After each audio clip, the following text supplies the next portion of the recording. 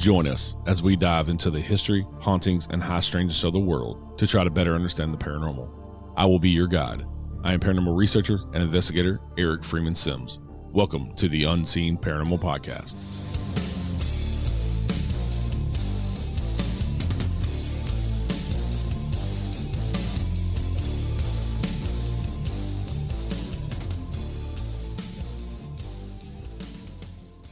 If you are a fan of the paranormal, then you've heard stories about well-known haunts and legends of Tennessee, from the haunting of Tootsie's Orchid Lounge in Nashville, Elvis's ghost at Graceland, the Bell Witch in Adams, or the various Civil War spirits that roam Chattanooga, among many others.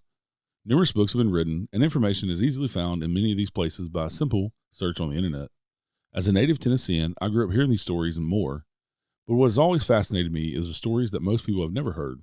A lot of small towns have a rich history, and the stories keep that history alive. The subjects of many of these legends and haunts could have been forgotten, but their stories live on through folklore and even personal encounters.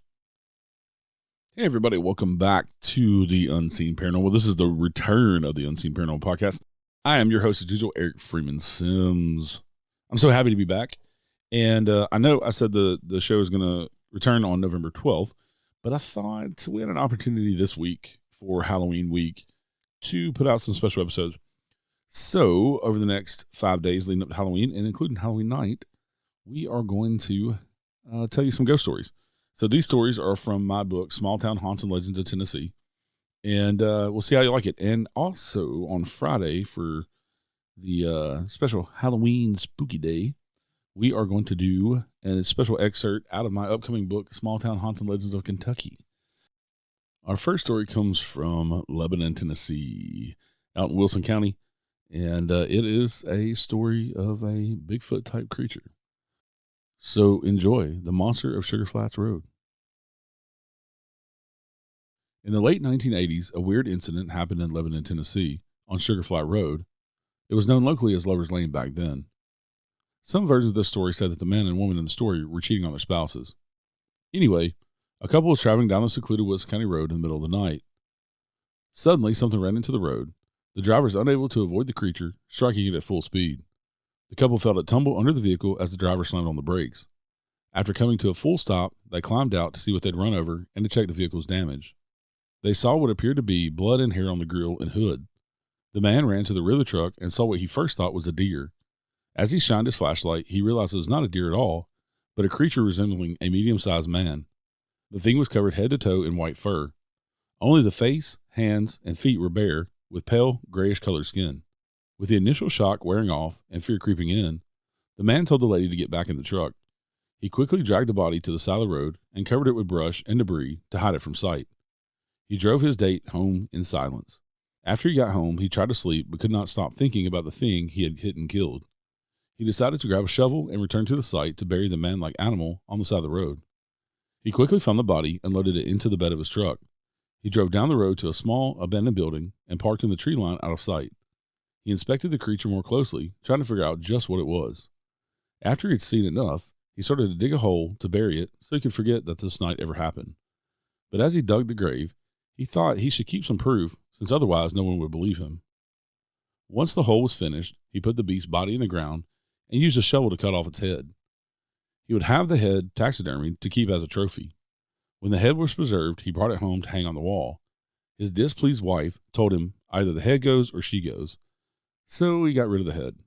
For many years, the creature's head resided in Cousins Antique Center on the town square in Lebanon, Tennessee. It was featured on several national television shows, including Hard Copy and Strange Universe. In 2013, Cousins Antique Center closed its doors for good. Amy Petula, paranormal author and owner of Chattanooga Ghost Tours, acquired the head on lease for a period and then returned it. As of 2021, the head of the Monster of Sugar Flat Road was on display in the Lebanon Museum and History Center in Wilson County, Tennessee, but has now reportedly been returned to the antique shop owner. Our next excerpt comes from Shiloh National Military Park. The word Shiloh means peace in Hebrew. However, the Battle of Shiloh would upend this peaceful community on April 6, 1862, when the Confederates attacked the Union at Pittsburgh Landing. The battle would last 2 days, and the Union victory would cost over 20,000 lives on both sides. All this death would leave its mark on the land for years to come. Most of us in the paranormal field believe that the more trauma and death there are, the more likely a place is to be haunted. If that is the case, battlefields like Shiloh are among the most haunted places in the world. With over 20,000 deaths in 48 hours, it would be hard to think that much suffering and anguish would not leave a lasting mark on the blood-soaked land. The supernatural claims resemble a checklist of phenomena for paranormal investigators. The most numerous reports from visitors and witnesses are phantom sounds of battle. Many people have claimed to hear gunfire and cannon shots, as if the soldiers were still fighting on the battlefield. Many of these events are from the area known as the Hornet's Nest. This spot is a popular tourist stop and is believed to be where the heaviest part of the fighting occurred. Also, many people have heard footsteps throughout the park, the eerie sound of someone walking through the woods or coming up behind them, but they find themselves alone without any explanation. Some suspect that these sounds are the soldiers still marching in a battle to their untimely deaths. Creepiest and saddest sounds heard are those of moaning and screaming. Many of the soldiers who were shot, stabbed, or wounded never received medical attention and slowly died where they fell on the battlefield, spending their last moments crying out in pain and for help. The sound of drums beating is also a common claim. Legend says that this is the ghost of an 11-year-old drummer boy who was killed during the battle. The story goes that a Union officer ordered the boy to drum the sound retreat, but instead he sounded attack, resulting in the Union driving the Confederates back and turning the course of the battle. After the fighting ended, the officer went to find the drummer boy to thank him, but found his lifeless body still holding his drum. The legend continued in the 1940s when a road crew was working on the new road, and they dug up a skeleton of a child with the remnants of a drum buried with him. The drummer boy can still be heard beating his drum throughout the battlefield. One of the more interesting legends of Shiloh is that of the Bloody Pond. On the battlefield, there is a small pond where soldiers would go to get a drink and wash their wounds. Many men and horses died at the edge of the water due to their injuries and exhaustion. During the hottest months of the summer, the pond turns red. Some people claim that this is the blood of those soldiers, but park rangers state that the red coloring is caused by algae. A few buildings remain within the boundaries of the park and have many paranormal stories. One of these structures is over 100 years old, the Rangers' headquarters, built soon after the park was founded. On-site park rangers live in these buildings and have experienced the unexplainable over the years. Their main claim is cabinets, windows, and doors opening and closing on their own. Another building with activity is a primitive cabin. Visitors have seen a young, barefoot boy with gray and white clothing. He climbs down the ladder from the cabin's loft, runs outside, and disappears. No one knows who the boy is, but the scene has been witnessed many times. In the old Shiloh church, ghosts will make themselves known by appearing in pictures. Blurry white images and shapes have appeared in many visitor photographs taken inside the church. These white images were not present when the photos were taken, and there is no explanation for the phenomena. Finally, there are many full-bodied apparitions that are seen on the battlefield. Ghostly soldiers are seen throughout the park. Most of these specters are described as residual haunts. Think of it like the replay of a movie. They make no sound and continue their path without any recognition of anyone present. The other type of haunting is the intelligent spirit. These spirits can interact and communicate with the living. One intelligent ghost that's often seen is a woman in white. She is helpful to women and children who get lost in the park. The lady will appear to them and try to help until another living person walks up and she suddenly vanishes. Shiloh saw so many deaths in such a brief time, I would be more surprised if it were not haunted. Whether the spirits are residual or intelligent, the energy of the trauma and death remain at Shiloh National Military Park. Our last selection comes from Sumner County, Tennessee, and a house known as Cragfont. After the American Revolution, brothers James and George Winchester traveled from Maryland to the frontier land of what would become Tennessee, seeking a new way of life and financial opportunities. They settled on a piece of property a few miles from Bledsoe Station, and in 1785 they constructed Fort Tuckahoe on the land where Cragfont sits today. James Winchester brought architects and artisans from his home state of Maryland to craft the Georgian-style mansion. Construction on the Cragfont began in 1798 and was completed in 1802, with much of the actual home building believed to have been completed by enslaved people. Cragfont would become a large cotton and tobacco plantation, with many slaves responsible for the wealth of the Winchesters. James Winchester went on to serve in the War of 1812 and helped found the city of Memphis with John Overton and Andrew Jackson. Winchester died at Cragfont in 1826, but the house and property stayed in the family until the Civil War. In 1863, the area was occupied by Union troops who freed all the Winchester slaves and then vandalized and pillaged the house. Without the help of over 100 slaves on the massive plantation, the family sold the property in 1867.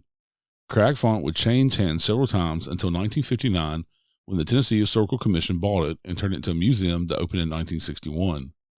Cragfont is one of the oldest homes in the region and has been called the most haunted house in Tennessee. The mansion and property have seen their fair share of death, with suicides, murders, scalpings, hangings, and other tragedy in the land's history. Over the years, many visitors and employees have experienced and reported various supernatural phenomena. Unlike most hauntings reported in this book, Cragfont spirits seem more mischievous and even downright evil in some stories. Male caretakers and employees seem to experience the worst of the activity, with several reporting being pushed and hit by an unseen hand. One gentleman on the grounds crew was mowing one day when a strong wind blew his hat off. He chased the hat across the lawn until it landed next to the house. When he reached down to pick it up, the hat burst into flames without any explanation. Lowell, the museum curator and caretaker for over 40 years, has stated in many interviews the spirits of the house have injured or even tried to kill him on numerous occasions, and one of these incidents was caught on video. Lowell said he heard what sounded like a bird upstairs on the second floor and went to investigate but not find the creature. As the caretaker descended the steps, he felt something hit his left shoulder, and thinking it was the bird he was looking for, he turned and saw a piece of rope on his shoulder. When he realized this was a noose around his neck, it began dragging him up the stairs, pulled by an unknown and unseen force. Lowell was finally able to get himself free and still has the rope to this day. Another incident involved a grandfather clock that sits on the stairs landing. Lowell was going downstairs when the glass door fell and smashed him, causing a small bleeding wound on his forehead. The activity surrounding him does not stop there. He claims to have had to replace his prescription glasses 10 to 12 times, saying the glasses have been knocked off his face on numerous occasions, and scratches have appeared out of nowhere on the lenses. He also reports that if he sets a pair down anywhere in the house, he'll return to find them twisted and mangled beyond use. The attic is rumored to be the most haunted area of the house, with staff reports of hearing cries from a little girl coming from the attic when no children were on site. Visitors have claimed to feel like they were being watched, and some say they have been chased out of the attic and down the stairs by an unseen force. One story that may explain these occurrences has become local legend and folklore. During the 1800s, many well-to-do families would hide their physically and mentally disabled family members from public view, and the Winchesters are no different. According to the story, they had a special needs daughter who they would stow away in the attic whenever visitors came to the house. James or his wife would order a servant to take her to the top level and lock her in. One version says an enslaved man was caught having relations with the girl, and he was dragged out of the house and hung on the front lawn. Although I could not find no historical evidence to back these claims up, some version of the story could still be true. The apparition of James Winchester has been seen in the study and the master bedroom. Other strange things have been witnessed in the house and on the grounds, including phantom candles floating from room to room, objects disappearing and reappearing randomly, plus your typical footsteps, voices, and noises. One famous country singer was even frightened out of the house. Country legend Conway Twitty was interested in the paranormal and asked to tour the Cragfont alone because he heard the ghost stories and folklore surrounding the plantation, but was not really a believer. He was shown around the property and then allowed to wander the house alone. Within a few minutes, Mr. Twitty came rushing out the front door, refusing to set foot back inside. He claimed objects were thrown at him and whatever was in the home did not want him there. The Cragfont State Historical Site does not allow private paranormal investigations, but they offer a few events for spooky season in September and October. Their normal historical tour runs most of the year, Thursdays through Sundays, and tickets are available on their website. The 3 excerpts you just heard are from my book, Small Town Haunts and Legends of Tennessee, like I said, by myself, Eric Freeman Sims, and you can find them on copies of the book on Amazon, Kindle, Apple eBooks, BarnesandNoble.com, Goodreads, and anywhere else fine books are sold. And also, you can catch me at a book signing coming up anytime here soon. Just go over to the Facebook page and watch it, and come and get your own personalized copy or have your copy personalized. But thank y'all for listening today, and we'll be back very soon on November 12th with brand new episodes of the Unseen Paranormal Podcast. Thank you so much for listening. Have a good day. Stay safe out there. See you next time. Thank you for listening to the Unseen Paranormal. Join me next Wednesday with a brand new guest, and please rate, review, share, and subscribe on Apple, Spotify, or wherever you're listening right now. This helps more people discover the show. You can connect with me over on Facebook, Instagram, Twitter, or join us in the Unseen Paranormal Lounge group on Facebook. Until next time, remember, some of the scariest things are unseen. You have come to the end of the line. Whoa. I can feel you as you pass the other side.